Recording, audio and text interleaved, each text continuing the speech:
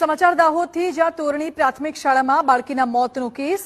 શાળાના આચાર્યએ જ બાળકીની હત્યા કરી હોવાનો ઘટસ્ફોટ થયો છે.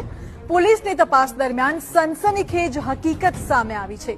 પોલીસે આચાર્ય ગોવિંદ નટને ઝડપીને આગળની કાર્યવાહી હાથ ધરી છે. 19 સપ્ટેમ્બરના રોજ બાળકીની હત્યા કરવામાં આવી હતી.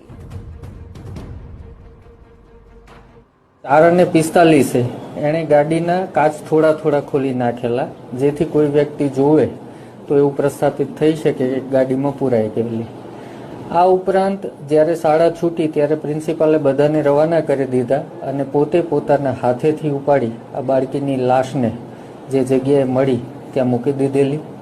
અને બાળકીનું દફતર જે એની ગાડીની લેગ સ્પેસમાં પડી ગયેલું અને ચપ્પલ પણ ત્યાં નીકળી ગયેલા ગાડીમાં, એ ઉપાડી અને બાળકીના વર્ગખંડની સામે ખૂણાવાળી જગ્યાએ મૂકેલું.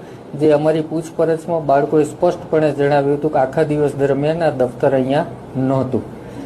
આ તમામ હકીકતો ધ્યાનમાં આવતા તમામ શિક્ષકોને અત્રે લીમખેડા પોલીસ સ્ટેશને સઘન અને સતત પૂછપરછ કરેલી અને તમામ ટેકનિકલ ડેટાનું એનાલિસિસ કરતા પ્રિન્સિપાલ કબૂલાત કરેલી અને ભાંગી પડેલા. અને એણે જે પહેલા સ્ટોરી કરતા હતા કે મને ખ્યાલ નથી, મેં ઉતારી દીધી હતી, એ જ પ્રકારની વાત કરતા હતા.